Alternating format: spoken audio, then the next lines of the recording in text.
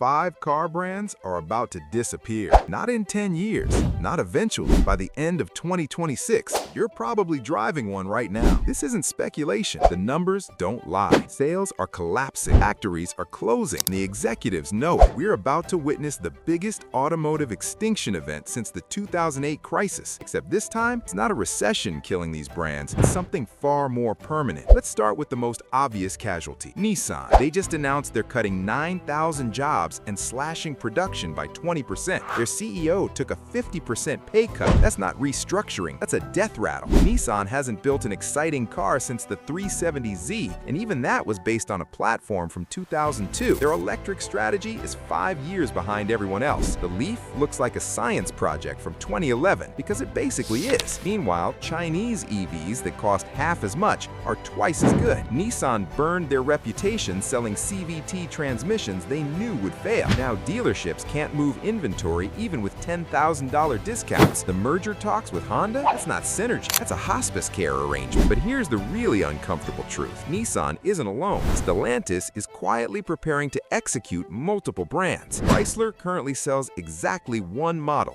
The Pacifica minivan. That's not a car company, that's a product. Dodge just killed the Charger and Challenger, the only cars anyone actually wanted. Their replacement? An electric muscle car nobody asked for, that weighs as much as a small building and costs $70,000.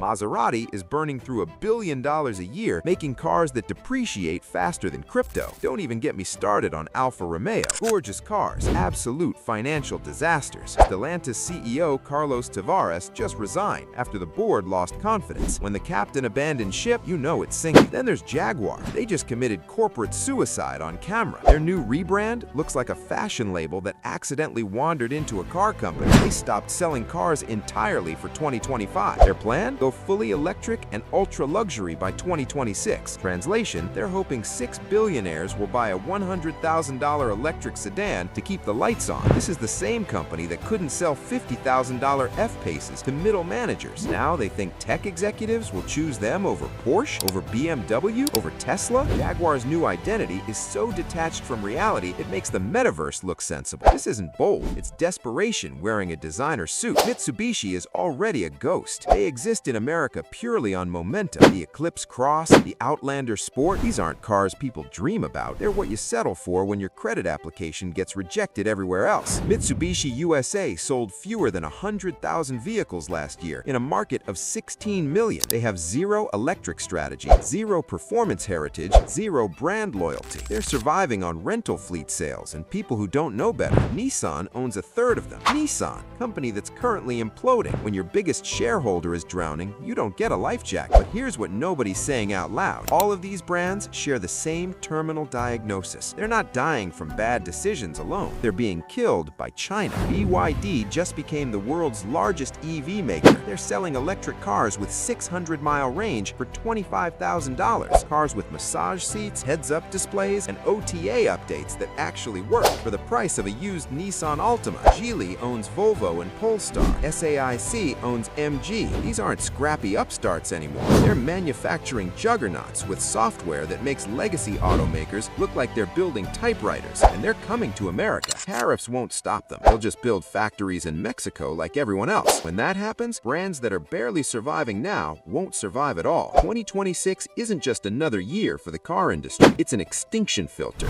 Brands that can't build competitive electric cars at scale, that burned customer trust, that chose short-term profits over long-term vision, they're out of time. The market doesn't care about heritage, it doesn't care about legacy, it cares about value. And right now, these brands have none left. Some will merge, some will get sold for parts. But make no mistake, the names on their buildings won't survive what's coming. The automotive apocalypse isn't coming in 2026, it's already here.